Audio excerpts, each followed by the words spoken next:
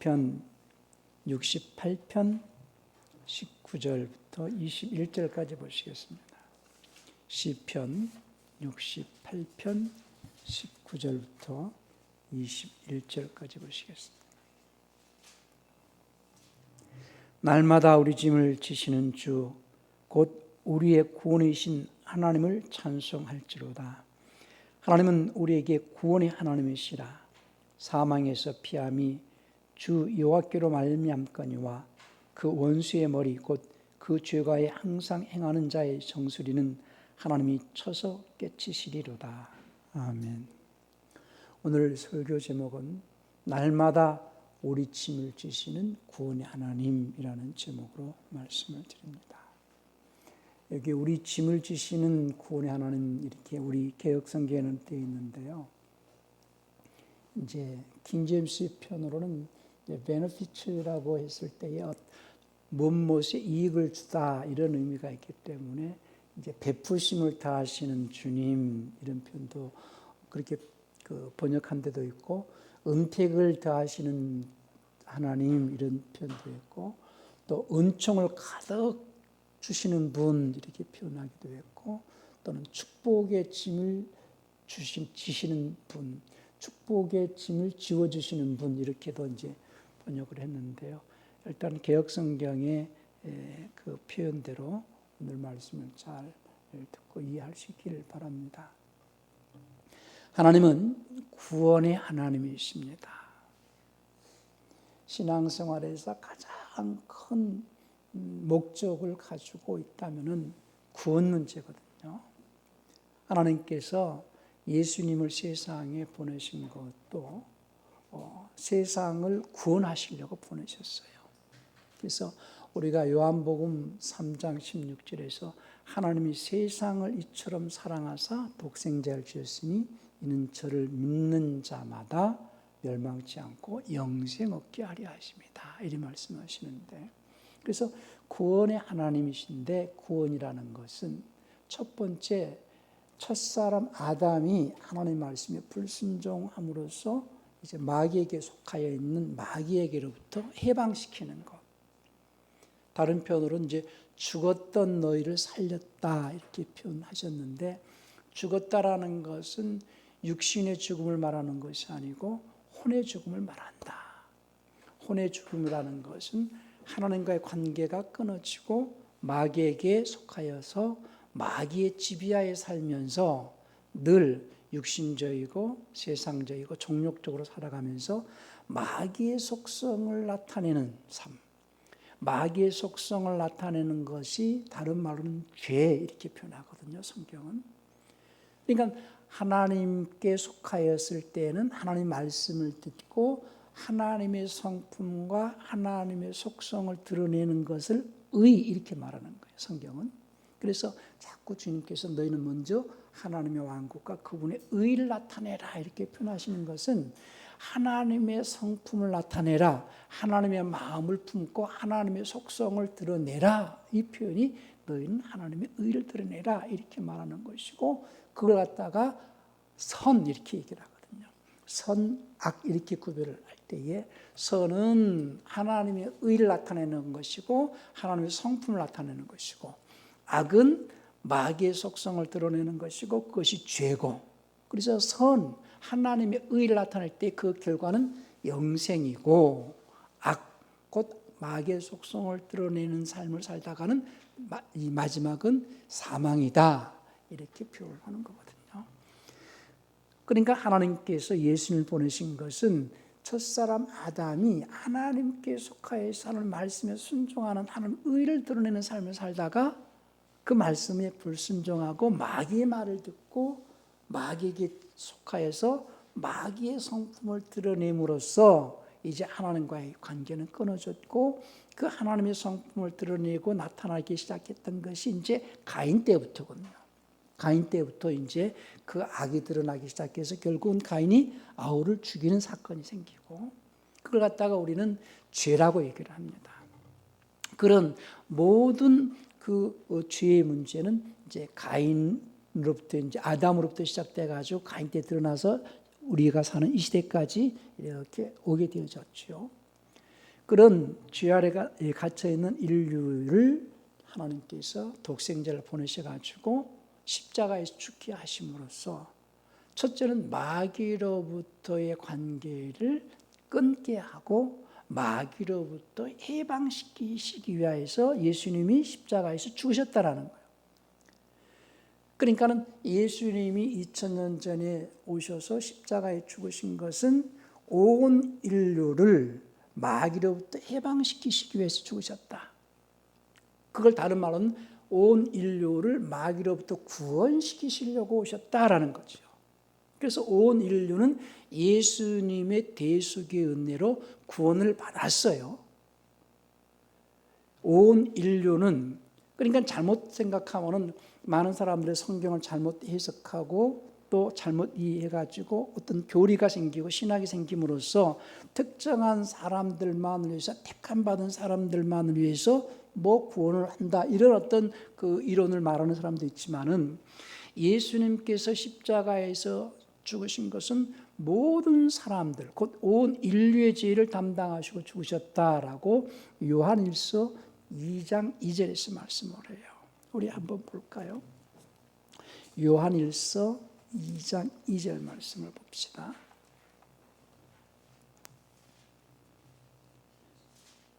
1절 2절을 보십시다. 나의 자녀들아, 내가 이것을 너희에게 쓰면 너희로 죄를 범치 않게 하려 함이라. 만일 누가 죄를 범하면 아버지 앞에서 우리에게 대언 자가 있으니 곧 의로우신 예수 그리스도시라. 저는 예수 그리스도를 말하는 거죠. 우리 죄를 위한 화목제물이니 우리만 위할 뿐 아니요 온 세상의 죄를 위하심이라 그랬습니다. 온 세상의 죄를 위하십니다. 그러니까 예수님께서는 특정한 사람들만을 위해서 죄를 져주신 것이 아니라 온 세상 사람들의 죄를 위해서 십자가에 죽으셨다. 그래서 요한복음 3장 16절에서도 하나님이 세상을 이처럼 사랑하사, 세상을 사랑하셔서 세상을 죄에서, 원죄에서, 마귀로부터 구원하시려고 십자가에서 죽게 하심으로써 온 인류는 원죄에서 사면이 되었고 마귀로부터 해방되었다라는 사실입니다. 그 사실을 믿으라 하는 것. 복음을 전한다는 것은 첫 번째, 하나님께서 독생자 예수님을 보내셔가지고 우리의 죄를 담당케 하시고 우리를 십자가에서 해방시키셨다. 죄에서 해방시키셨다.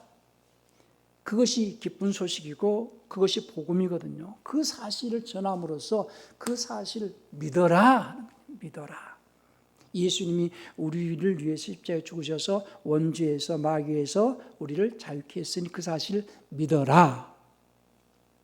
그러니까 그 사실을 믿는 자들은 이제 하나님께서 영생을 주시려고 부르신다. 영생을 주시려고 부르시니 이제 영생의 말씀을 듣기 위해서 하나님께 나오라 해서 이제 나온 것이 예배거든요. 그러나 지금 한국교회가 잘못 이제 복음을 표현하는 것이 예수를 믿고 구원받으라 이렇게 전하기 때문에 예수를 안 믿으면 구원을 못 받는다 이런 식으로 이해를 하고 있다는 거죠. 처음에 우리가 바로 전해야 될 얘기는 하나님께서 온 인류의 죄를 사면하시기 위해서 예수님을 십자가에 죽게 하셨으니 예수님의 대속의 은혜로 온 인류는 원죄에서 사면을 받았고 구원을 받았다. 원죄에서 구원받은 자들을, 그래서 그 원죄에서 온 인류가 구원받은 그 구원을 갖다가 공통으로 받은 구원 이렇게 표현하거든요. 공통으로 받은 구원. 그것이 이제 유다서 1장 3절인데요. 개역성경은 조금 표현을 갖다가 그 뉘앙스를 잘 살리질 못했다고 생각을 해요. 사랑하는 자들아, 우리가 일반으로 얻은 구원을 들어 너희에게 편지하는 뜻이 간절하던 차에 성도에게 단번에 주신 믿음의 도를 위하여 힘써 싸우는 편지로 너희를 권하여 할 필요가 느꼈노니. 그러니까 이제 표현을 갖다 잘해줘야 되는데 지금 킹제임스에서는 어떻게 돼 있어요? 유다서 1장 3절에서 사랑하는 자들아, 우리가 공통으로 받은 구원에 관하여 내가 너에게 편지하려는 생각이 성도들에게 단번에 주신 믿음의 도를, 믿음을 그러니까 공통으로 받은 구원이라는 거죠. 모든 인류가 공통으로 받은 구원, 그 공통으로 받은 그 구원을 믿으라 하는 거죠. 예수님이 십자가에 죽으신 것은 온 인류를 마귀로부터 구원하셨다라는 사실을 믿어라. 그리고 그 공통으로 구원받은 자들을 부르신다는 거야. 공통으로 구원받은 자들을 부르신 것은, 자, 우리 디모데후서 1장 9절을 한번 볼까요? 디모데후서 1장 9절입니다. 하나님이 우리를 구원하사 거룩하신 부르심으로 부르심은 우리의 행위대로 하심이 아니요 오직 자신의 목적과 은혜에 따른 것이니 그것은 세상이 시작되기 전에 그리스도 예수님 안에서 우리에게 주시기로 했다는 거예요. 이제 번역을 잘 해주셔야 되는데요. 그러니까 우리를 구원하시고 그 다음에 부르셨다라는 거죠. 그래서 교회는 세상에 있던 자들이 예수님이 십자가에서 구원하셨다는 사실을 믿는 자들이 부름받고 하나님께 나온 그 무리를 교회라 한다. 에클레시아라고 헬라어는 그렇게 말하는데, 에클레시아는 부름받고, 쉽게 해서 세상에 있는 자들을 밖으로 불러내서 모았다 이런 뜻이거든요. 그러니까 첫째는 예수님의 대속으로서 모든 인류를 구원하시고 그 갖다가 이제 공통으로 구원받았다라고 말했고, 모든 인류를 구원하시고 그 구원받았다라는 사실을 전해라 하는 것이 복음이고, 그 사실을 믿는 자들을 하나님께서는 부르시니 하나님께 나오라 해서 부름받고 나온 무리를 교회라 하고, 부름받고 나온 그들에게 왜 부르셨느냐? 하나님과 함께 영생할 수 있도록 영생을 주시려고 부르셨다라는 거예요. 영생 주시려고. 그런데 이 영생은 언제부터 주시기로 약속되어 있느냐? 세상이 시작되기 전부터 영생 주시기로 작정이 되어 있었던 거거든요. 그것이 이제 디도서 1장 3절인데요. 1장 2절인데요. 디도서도 한번 볼까요?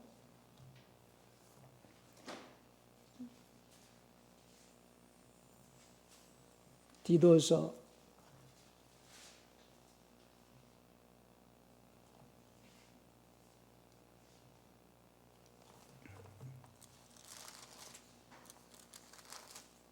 1장 2절입니다. 영생의 소망 안에서 주어진 것으로, 영생의 소망은 거짓말 하실 수 없는 하나님께서 이 세상이 시작되기 이전에 약속하셨다. 근데 킹제임스 표현은 그겁니다. 그래서 before the world began 이렇게 되는데, 이 세상이 시작되기 전에 약속하셨다. 인간을 만드시기 전에 하나님께서는 인간을 만들고 나중에 인간이 마귀에게 유혹받았다 할지라도 독생자를 보내셔서 마귀로부터 이제 구원하셔가지고 이제 영생을 주겠다라는 그 세상이 시작되기 전부터 약속하신 약속이 있었다라는 거예요. 그래서 그 영생을 주시는데, 영생을 주시기 위하여서 이제 마귀로부터 해방됐다는 사실을 믿고 나온 그들에게 영생을 주시는데 말씀으로 주시려고, 다른 말로는 그 말씀은 영생의 말씀이라고 요한복음 6장 68절에서 베드로가 고백을 하거든요. 영생의 말씀. 그 영생의 말씀들이 이렇게 담겨져 있는 것을 믿음이라고 합니다. 그러니까 우리가 하나님의 말씀은 영생의 말씀인데, 다른 표현은 이제 생명의 말씀 이렇게 얘기도 하거든요. 자, 요한복음 6장 68절 한번 볼까요? 베드로가 이제 많은 제자들이 주님을 떠났을 때에 이제 주님께서 제자들에게 말씀하실 때 너희도 나를 떠나느냐 할 때에 베드로의 고백이 뭐였어요? 요한복음 6장 68절을 봅시다.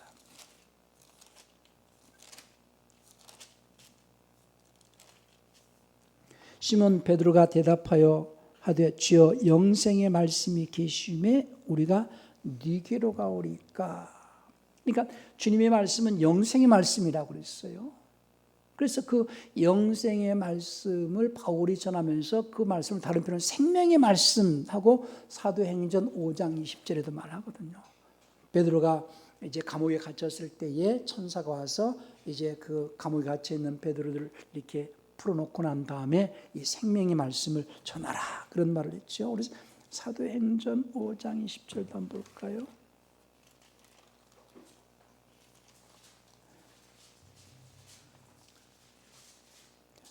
19절부터 보십시다. 주의 천사가 밤에 옥문을 열고 끌어내어 가로되 가서 성전에 서서 이 생명의 모든 말씀을 다 백성에게 말하라. 개혁성의 모든이라는 말이 빠졌는데요. 이 생명의 모든 말씀을 백성에게 전하라. 그래서 그 말씀은 생명의 말씀. 왜 생명의 말씀이냐? 그 말씀을 듣고 순종하는 자에게 생명의 영이 임하기 때문에, 생명의 영이 임해서 생명을 공급해 주시기 때문에 생명의 말씀이요. 그 생명의 영이 임하여서 생명이 공급되었으면 이제 변화가 일어납니다. 첫째, 우리 마음과 생각이 변화가 일어나게 돼 있어요. 우리 마음과 생각이 변화가 일어나게 되어지면은 첫 번째는 평강이 있어요. 평강이. 그래서 주님이 부활하셔가지고 처음 주신 말씀이 평강이 있을지어다. 평강의 말씀을 이렇게 먼저 주셔서 우리 마음에 평안을 먼저 주십니다. 그래서 지난 시간에는 하나님은 치료하시는 하나님이란 그런 표현도 했고, 그 치료라는 것은 육신의 질병도 치료를 받지만은 육신의 질병이 치료받기 전에 먼저 그 마음이 치료를 받아야 되거든요. 마음이 불안이 있고 근심이 있고 염려가 있고 걱정이 있잖아요. 그러니까 이 질병 때문에 내가 결국은 죽게 되는구나, 죽으면 어떡하지 하는 그 고민과 근심과 걱정을 먼저는 마음의 걱정을 먼저 해소하기 위해서 안심해라, 평안해라, 염려하지 마라. 사람들은 자기가 어떤 질병이 들었을 때에 의사가 만약에 당신은 앞으로 3개월밖에 못 삽니다 그러면 불안하죠. 근데 걱정하지 마세요. 이 치료기는 세계에서 한 대밖에 없는 치료기입니다. 걱정하지 마세요. 그 의사 말 한마디 때문에 걱정을 했다가 또 안심을 했다가 이러잖아요. 마찬가지로 천지를 주장하시고 인간을 창조하신 하나님께서 첫 번째, 아무것도 걱정하지 마라, 평안해라, 염려하지 마라, 평안부터 주신다. 그러니까 하나님의 말씀은 우리 마음에 그 평안을 주시는 말씀입니다. 그래서 우리 마음부터 치료를 하시는 분이시다라는 사실입니다. 마음이 먼저 치료가 되고 평안을 가졌을 때에 그 다음에 육신적으로 이제 병이 회복이 되신다는 사실이에요. 그래서 그 생명이 공급되어지면은 나는 육신적으로는 건강한데 뭐 꼭 그 예수를 믿어야 되나 이렇게 생각할 수도 있겠지만은요, 그 생명이 공급하는 목적은 육신의 질병을 고치는 목적이 아니고 그 혼이 변화를 일으키게 하기 위해서는 거거든요. 그 혼이 어떤 변화를 일으키기를 원하느냐? 하나님의 성품과 하나님의 속성으로 변화해지게 하시려는 목적이라는 거예요. 그래서 인간은 언젠가는 반드시 죽습니다. 그건 하나님께서 이미 정해주신 거예요. 정해 놓으셨는데 죽고 난 다음에 반드시 심판이 있어가지고 이제 영원히 지옥 갈 자인지, 마귀와 함께 마귀의 속성을 가지고 산 자들은 마귀와 함께 영원히 지옥서 살게 할지, 아니면은 육체를 입고 있는 동안에 하나님의 성품으로 바꿔진 자들은 영원히 하나님과 함께 살게 할지, 이것을 결정하라는 거예요. 인간은 세상에 태어나면서부터 그때부터는 이제 죽음을 향해서 달려가는 거거든요. 죽음을 향해서 가는 과정에서 내가 죽고 난 다음에 마귀의 속성, 살아있는 동안에 마귀의 속성과 성품을 나타내면서 살다가 이제 죽고 난 다음에 영원히 마귀와 함께 영원히 지옥에서 살지, 아니면은 죽기 전에 이제 하나님의 성품과 속성을 가지고 살면서 하나님의 아들로 변화를 받아서 하나님과 함께 영원히 살지, 그걸 결정을 하라는 거예요. 그러니까 하나님께서는 구원의 하나님이신데 구원이라는 것은 결국은 마귀로부터 해방된 자들이 하나님의 말씀, 생명의 말씀, 영생의 말씀을 듣고 자기가 날마다 변화를 받아가지고 영생에 들어가게 되기까지가 구원의 완성, 이렇게 얘기를 하는 거거든요. 그러니까 예수를 믿든 예수를 믿지 않든 온 인류는 예수님의 대속으로 공통으로 구원을 받았어요.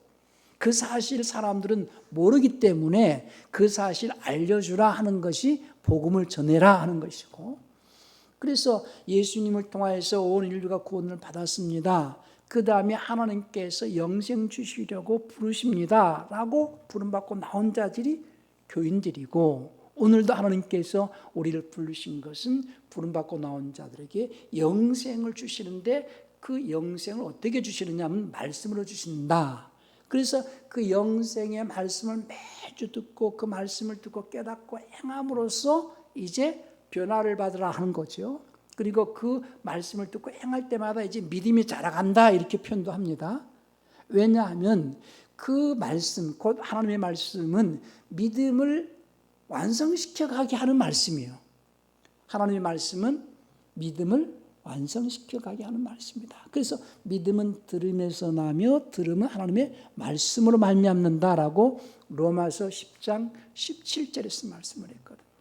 그러니까 믿음 안에는 하나님의 생명의 말씀이 다 담겨져 있는 것이 믿음이다, 이 말이죠.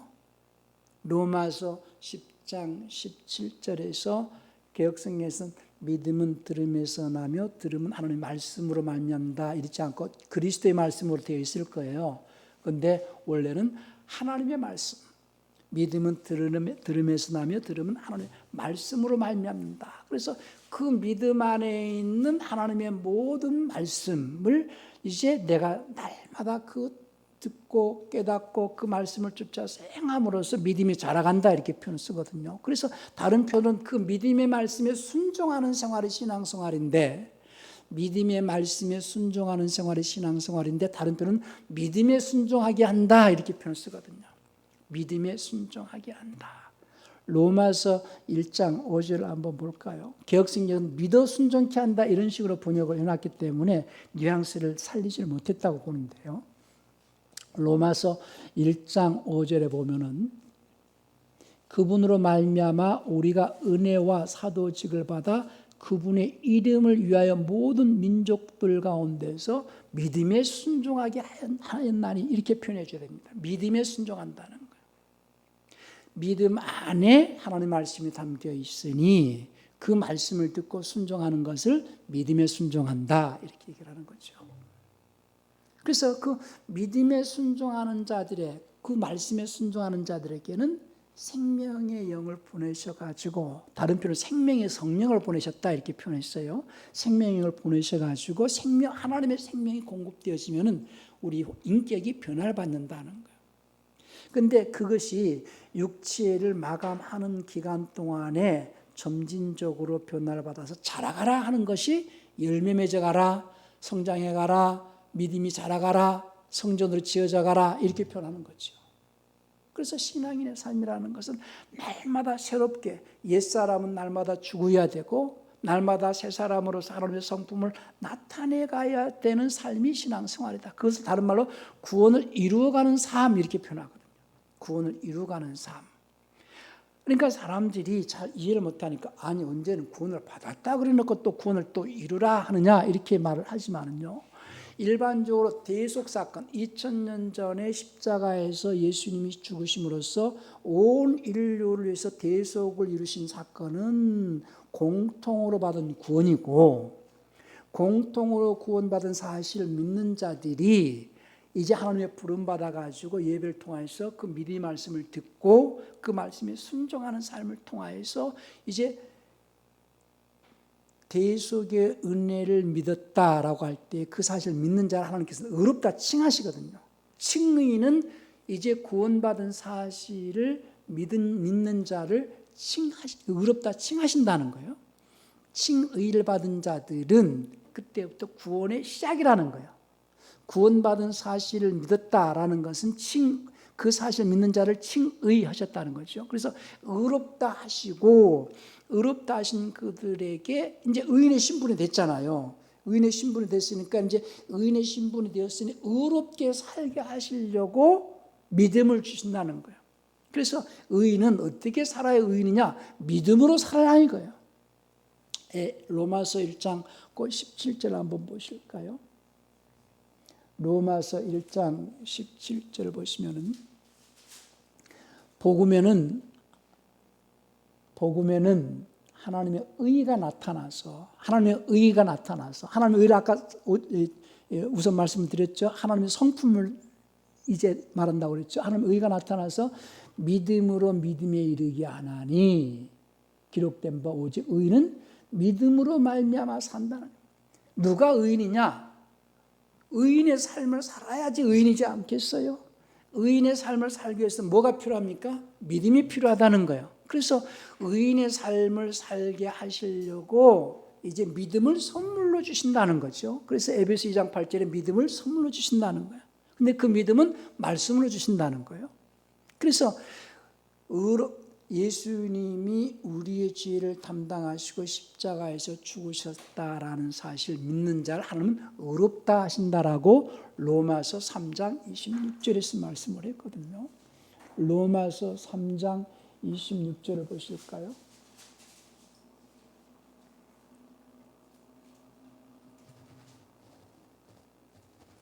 로마서 3장 26절입니다. 주보에는 안 해놨네요. 자, 로마서 3장 26절 보십시다.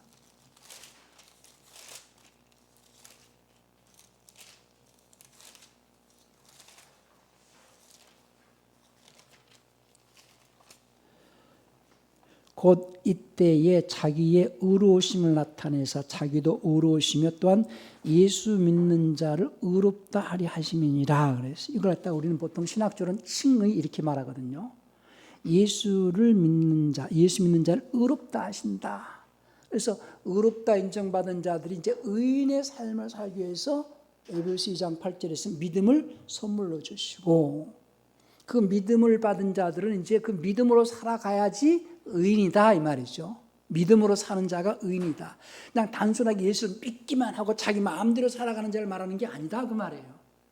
지금 많은 그리스도인들이 오해를 하는 것이 예수를 믿습니다 그러고 자기 마음대로 자기 생각대로 살아가는 것을 하나님의 아들로 살아간다고 착각을 하고 있기 때문에 변화가 일어나지 않는다는 거예요. 예수님이 세상을 구원하신 구세주이시요 하나님의 아들이시고 그분이 나의 주님이십니다라고 받아들인 자를 의롭다 하시고 의롭다 하신 자들에게 이제 의인의 삶을 살게 하시려고 믿음을 선물로 주시고 그래서 그 믿음을 선물로 주셔서 의롭다 의인의 삶을 살게 하는 그들을 갖다가 다른 말로 의롭게 하셨다 이렇게 표현하거든요. 로마서 8장 30절에서 로마서 8장 30절 한번 볼까요?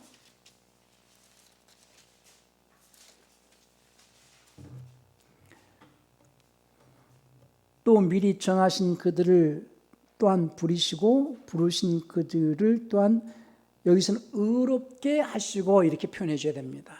의롭다 하시고가 아니라 3장 26절에서는 의롭다 하시고 이렇게 표현해 주고 이 8장 30절에서는 의롭게 하시고 의롭게 하신 그들 또한 영화롭게 하셨다.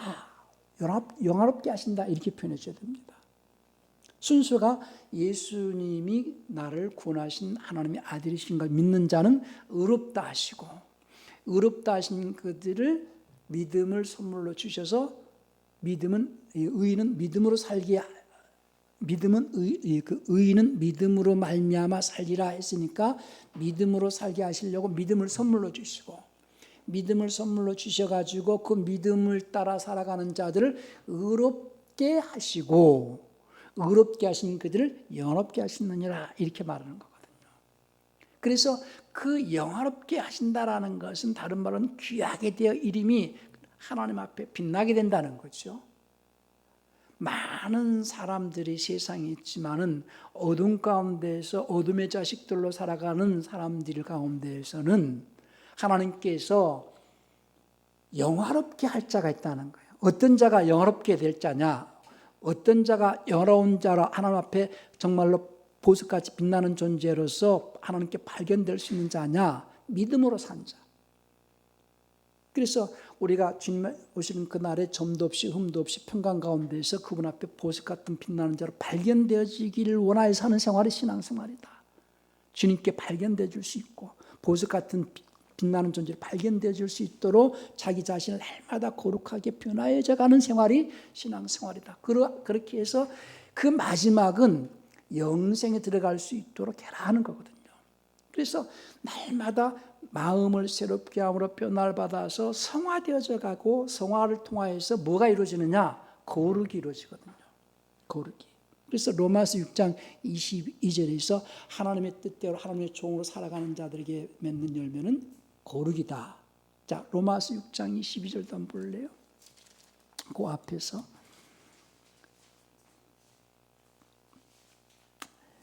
22절입니다. 그러나 이제는 너희가 죄에게서 예방되고 하나님께 종이 되어 거룩함에 이르는 열매를 가지고 있으니, 이런 표현이거든요.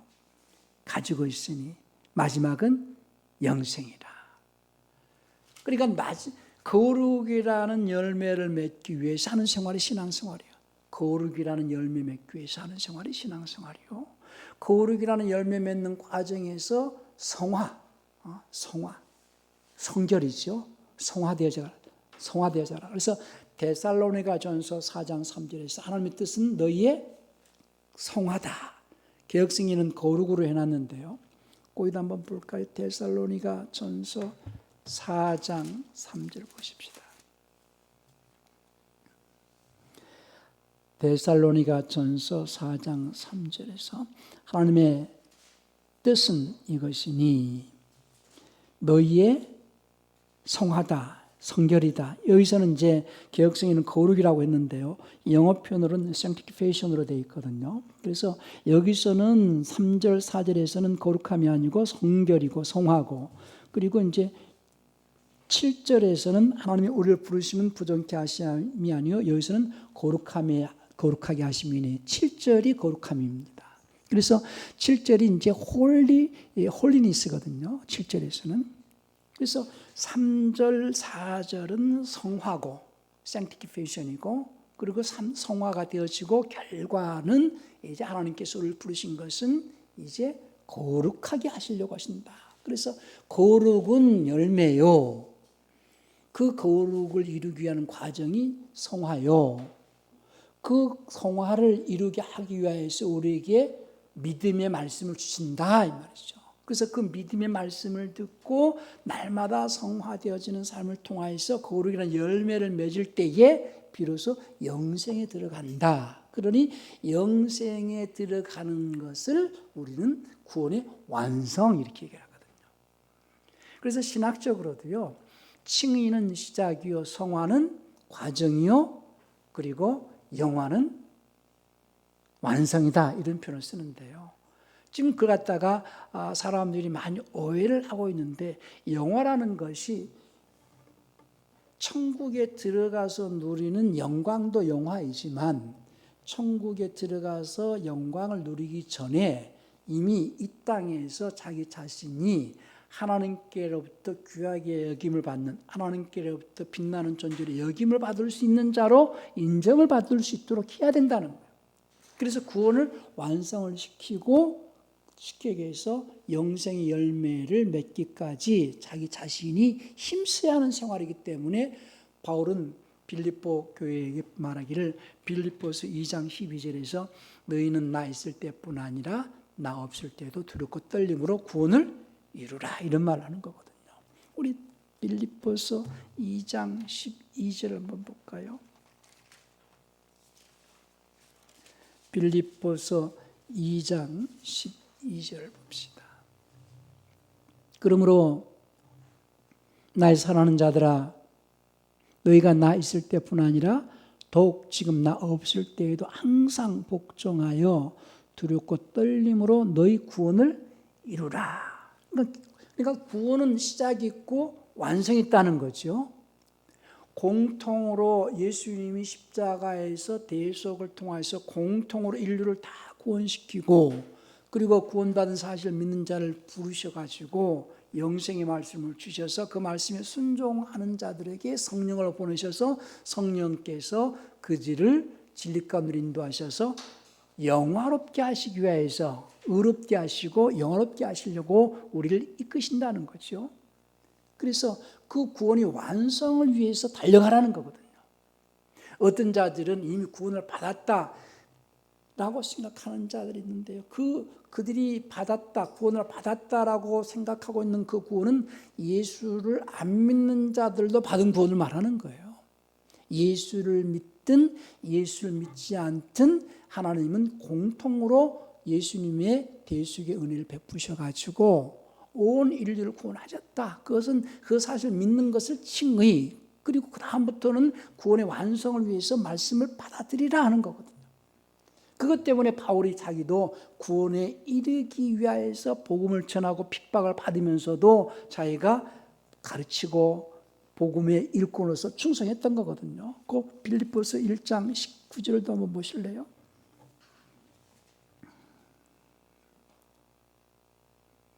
이제 빌립보서 1장 12절부터 한번 봅시다.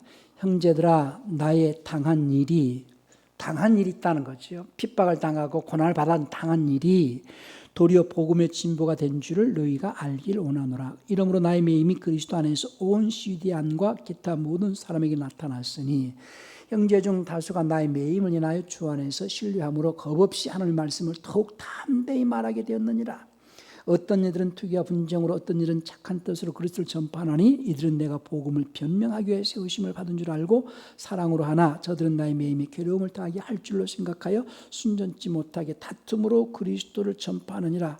그러면 무엇이냐? 외모로 참으로 하나 무슨 방도를 하든지 전파되는 것은 그리스도는 이로써 내가 기뻐하고 또한 기뻐하리라. 이것이 너희 간구와 예수 그리스도의 성령의 도우심으로 내 구원의 일을 이르게 할 줄 아는 거로, 바울의 구원에 이르게 할 줄 아는 거로 핍박 가운데서도 이렇게 저렇게 어떻게 하든지 예수를 전파해서 자기 구원에 이르게 할 줄 아는 삶을 살고 있다는 거죠.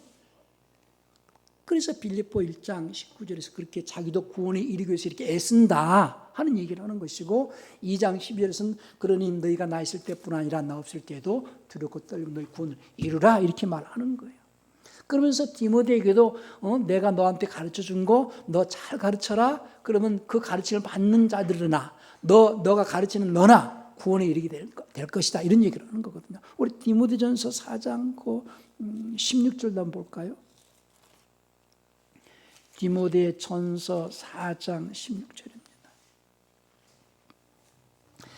바울이 디모데에게 편지할 때에 네가 네 자신과 가르침을 삼가 이 일을 계속하라. 가르치는 일을 계속하라는 거죠. 이것을 행함으로, 가르치는 일을 행함으로 내 자신과 내게 듣는 자를 구원하리라 이렇게 얘기합니다. 복음을 전하는 것도, 또 복음을 전해받은 자들이 그 전해받은 말씀을 행함으로써 구원을 받을 것이다 이렇게 얘기를 하는 거거든요. 그러니까 우리가 성경을 읽어야 되고 성경을 깨달아야 되는 이유가 어디가 있느냐? 이제 구원을 이루어가기 위해서 우리가 살아가려면 어떻게 해야지 우리는 구원을 이루어가는 삶을 살 것인가를 알려고 성경을 읽고 깨닫기 위해서 설교도 듣고 하는 거거든요. 물론 집에서 성경을 많이 읽어야 됩니다. 그러나 성경을 읽을지라도 지도하는 자가 없이는 깨닫지 못한다라고 사도행전 간다게 내시가 그런 표현을 하거든요. 우리 사도행전 10장을 한번 볼까요?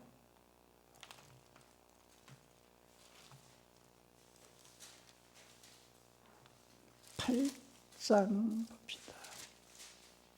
8장 31절. 8장 30절부터 봅시다. 빌립이 달려가서 선지자 이사야의 글 읽는 것을 듣고 말하되 읽는 것을 깨닫느냐? 대답하여 지도하는 사람이 없으니 어찌 깨달을 수 있느냐 하고 빌립을 청하여 병거에 올라 같이 앉으라 하니라. 그래서 이제 빌립이 이제 병거에 앉아가지고 그 감다기의 여왕 내시에게 이제 가르쳐 주거든요.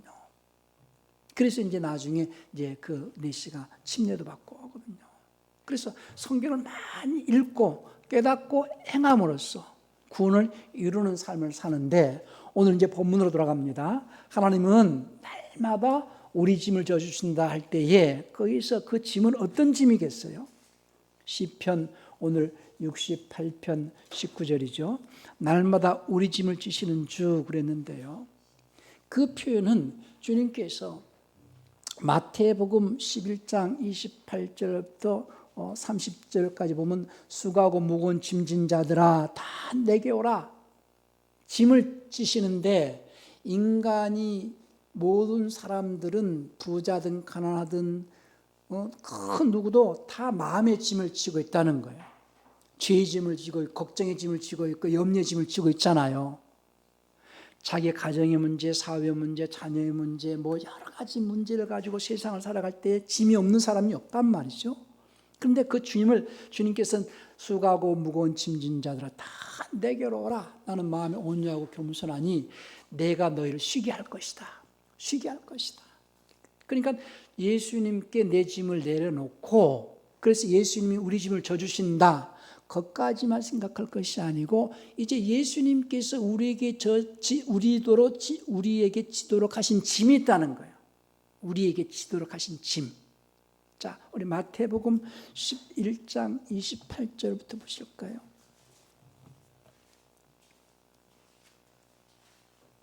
30절까지입니다. 수고하고 무거운 짐진 자들아 다 내게로 오라, 나는 너희를 쉬게 하리라. 그러니까 내가 가지고 있는 짐을 예수님께 내려놓고, 그 다음에 나는 마음이 온유하고 겸손하니 나의 멍에를 메고 내게 배우라. 그러면 너희 마음이 쉼을 얻으리니 이는 내 멍에는 쉽고 내 짐은 가벼움이라 하시니라. 짐을 나눠지자는 거예요. 바꿔지자는 거예요. 내가 가지고 있는 짐은 예수님께서 지게 하시고, 예수님이 우리에게 짊어지도록 하신 예수님의 짐은 쉽고 가볍다라는 거예요. 근데 사람들은 그렇게 생각합니다.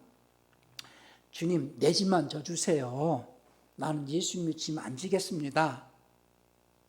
그게 아니고 예수님께서는 네가 지고 있는 짐 너무 무거우니 내가 네 짐을 져줄 테니 너는 내가 매는 그 짐을 네가 매라. 내가 맨 짐은 네 짐보다 쉽다, 가볍다, 이 말씀하시는 거거든요. 그래서 오늘 시편 68편 19절에서 우리 짐을 지신다라고 할 때에 이제 히브리어 표현으로는 아마스라는 표현을 썼는데요. 짐을 누구에게 지우게 한다는 거예요. 예수님께서 우리에게 짐을 지우게 하신다. 다른 표현으로는, 영어 표현으로는 그것이 이제 베네피트라고 해서 어떤 혜택을 준다라는 거거든요.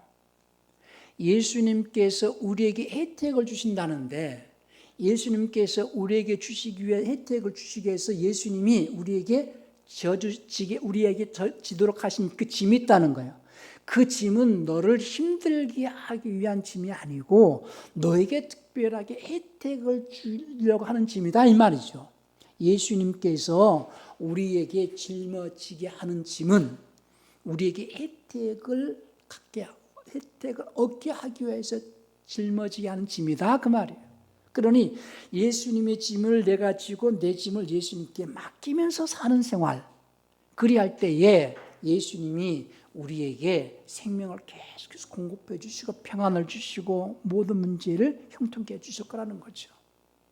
그러니까 신앙생활은 이제 예수님께서 우리에게 지어주신 그 짐은 쉽고 가볍다 했고, 그 말씀에 따라서 살아갈 때에 결국은 무슨 목적으로 예수님 우리에게 그 짐을 지게 하시느냐 하면 구원에 이르게 하는 목적이라는 얘기예요. 구원에 이르게 하는 목적.